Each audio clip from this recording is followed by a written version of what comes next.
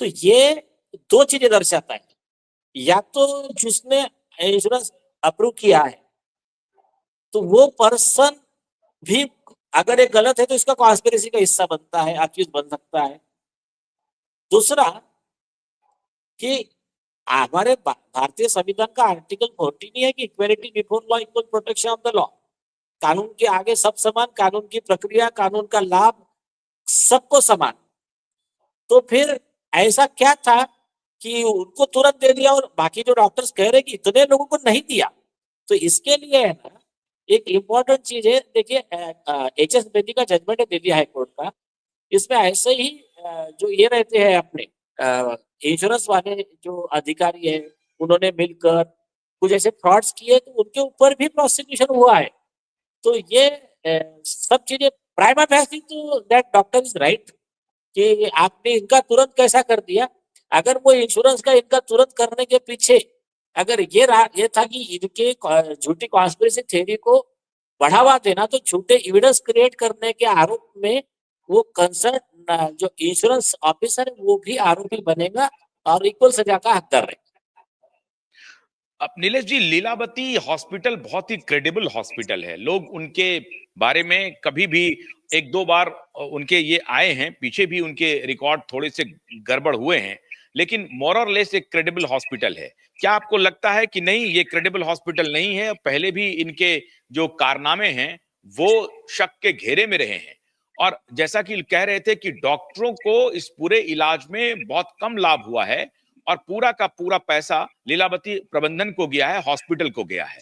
तो इसमें हॉस्पिटल को भी घसीटा जा सकता है?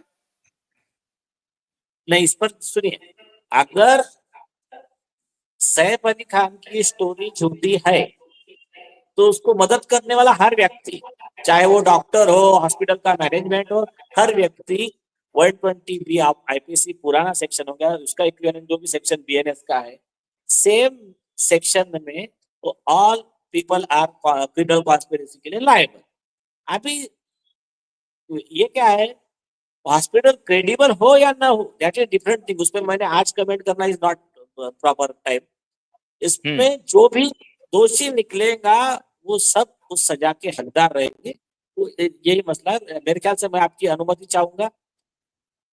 एक सवाल चलते चलते, एक सवाल, 5 फरवरी की जो तैयारी हो रही है, 5 फरवरी की, उस बारे में वैसे विशेष बात तो आप कह नहीं सकते, लेकिन उसकी क्या तैयारी है सर?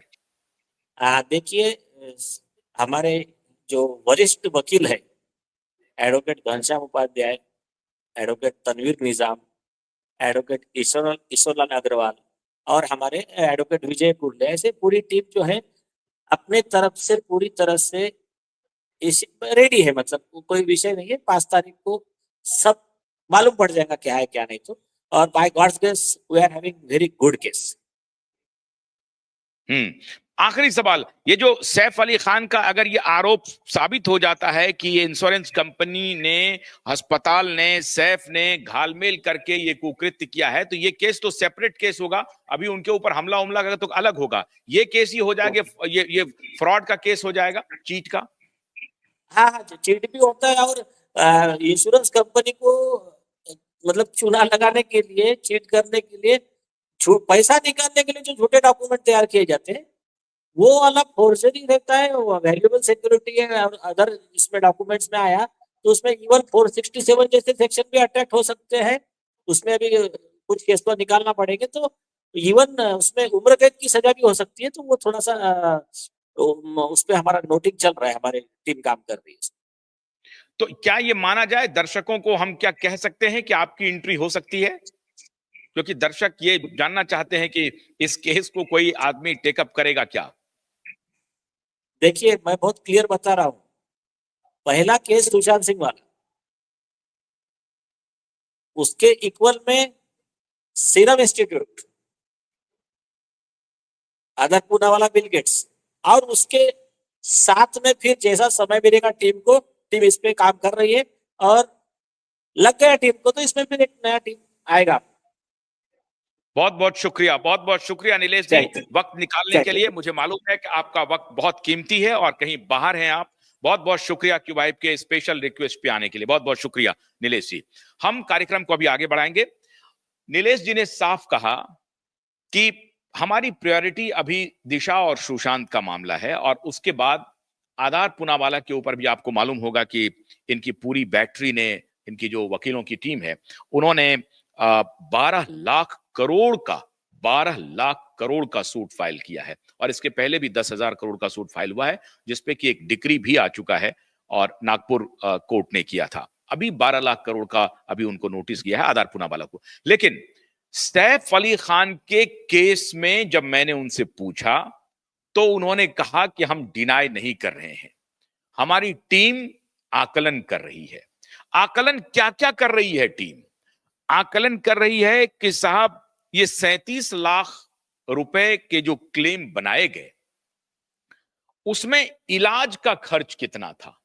इलाज का मतलब डॉक्टर कितना पैसा लेगा, दवा कितना खर्च हुआ है, नर्स वर्स जो भी लगा है उस पर कितना खर्च हुआ है, जो बाकी जो फैसिलिटीज है रहने के लिए, लैविश कमरा हो, बढ़िया पानी हो, बढ़िया खाना हो, बढ़िया जूस हो, ये सब अलग विषय है। सिर्फ और सिर्फ इलाज पर कितना खर्च हुआ है। इलाज के खर्च को अगर इन्होंने डिस्टॉर्ट किया तो पूरा अस्पताल पकड़ में आ जाएगा, और यही नीलेश ओझा की टीम जांच करने में लगी हुई है कि साहब इलाज पर क्या खर्च हुआ। दूसरा, जो रहने पर, खाने पीने पर, उसका खर्च क्या है। भाई सोना खा रहे थे क्या आप, या सोना पी रहे थे आप? क्या सोना का पानी पी रहे थे, सोना खा रहे थे, क्या खा रहे थे आप, और कहां रह रहे थे? अगर हम ये मान लें कि ये सारे हॉस्पिटल, साहब हॉस्पिटल नहीं है बल्कि 5 स्टार होटल होते हैं, इसमें कोई शक नहीं है, ये इस बात से इनकार नहीं किया जा सकता है। वहां भी प्रेसिडेंशियल स्वीट होते हैं साहब, प्रेसिडेंशियल कमरे होते हैं ऐसे वीवीआईपीज के लिए। और मेदांता में तो, मुझे दिल्ली के मेदांता हॉस्पिटल का आज से लगभग 8-10 साल पहले का जो टैरिफ है वो 30-35 हजार था। तो आज मान के चलिए कि 1 लाख रुपए होगा या 1.25 लाख रुपए होगा। अगर हम ये भी मान लें कि लीलावती हॉस्पिटल का प्रेसिडेंशियल स्वीट का टैरिफ 1 लाख रुपए है या 1.25 लाख रुपए है, तो 1.25 लाख रुपए हो गया एक दिन का। खाना पीना में आप अगर सोना खा लें तो 20-25 हजार वो लगा लीजिए साहब, डॉक्टर के ऊपर लगा लीजिए, कितना भी पैसा खर्चा कर लीजिए, एकदम पैसे को उड़ा दीजिए गुड्डी की तरह, एकदम हवा में छोड़ दीजिए पैसे को, तब भी ये 1.5 लाख 2 लाख से ऊपर पर डे नहीं जा सकता है।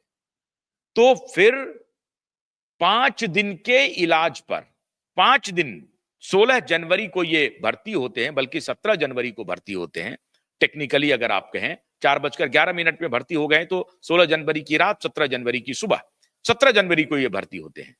18, 19, 20, 21, 4-5 दिन स्टैटिस्टिकली अगर चले तो 5 दिन, 5 दिन में ये साहब वहां से बाहर आ गए हैं। 5 दिन का खर्च, जिसमें 25 लाख रुपए अप्रूव कर दिया, ये प्री अप्रूवल है। 37 लाख रुपए तो क्लेम गया और 25 लाख रुपए का प्री अप्रूवल हो गया साहब। तो 25 लाख रुपए का जो प्री अप्रूवल हुआ, वो उस अप्रूवल में किन किन बातों को ध्यान में रखा गया। वकीलों की टीम ये जांच करेगी कि जिन पैरामीटर्स पे 25 लाख रुपए अप्रूव किए गए, क्या वही पैरामीटर्स आप अन्य पेशेंट के साथ लागू करते हैं, या सैफ अली खान के साथ आपने कुछ विशेष पैरामीटर लगा दिया। क्योंकि सैफ अली खान एक सेलिब्रिटी हैं, एक बॉलीवुड के एक्टर हैं, इसीलिए सैफ अली खान का जो कोई भी क्लेम आया उसे देखने की जरूरत नहीं है। आपकी कौन सी टीम है जो ऑडिट करती है, जो क्लेम किया गया है वो क्लेम जायज है या नाजायज है, इसको ऑडिट करने वाली आपकी कौन सी टीम है, ये कैसे करती है। अब इसी सिलसिले में मुंबई के जो मेडिकल कंसल्टेंट एसोसिएशन है, उन्होंने खत लिख दिया है। और उन्होंने खत किसे लिखा है, ये बहुत इंपॉर्टेंट बात है। उन्होंने खत अस्पताल को नहीं लिखा है, अस्पताल प्रशासन को नहीं लिखा है, उन्होंने खत सैफ अली खान को भी नहीं लिखा है। न मरीज को लिखा है, न डॉक्टर को लिखा है, न अस्पताल को लिखा है। उन्होंने खत लिखा है इंश्योरेंस रेगुलेटरी अथॉरिटी को कि आप कृपा करके इस क्लेम विशेष की जांच करके हमें बताएं, क्योंकि इसमें हमें फॉल्ट लाइन दिख रहा है और ये फॉल्ट लाइन इसलिए दिख रहा है, जो एसोसिएशन के जो अधिकारी हैं, मेडिकल कंसल्टेंट एसोसिएशन के, उनका जो इंटरव्यू चल रहा था उसमें उन्होंने कहा अपने साक्षात्कार में कि साहब हम ये देख रहे हैं कि हम भी एक छोटा मोटा हॉस्पिटल चलाते हैं, हमारे दूसरे साथी, हमारे जो दूसरे डॉक्टर हैं वो भी हॉस्पिटल चलाते हैं, हम लोगों का भी इम्पैनलमेंट हो रखा है, बड़ी सारी कंपनियों के पैनल पे हमारा हॉस्पिटल है, या जिनका क्लिनिक भी है उनका भी कई बार होता है, जो नर्सिंग होम होता है वो भी इम्पैनल होते हैं इंश्योरेंस के लिए। मतलब इंश्योरेंस, अगर आप वहां एडमिट होते हैं तो वहां आपको इंश्योरेंस कंपनियां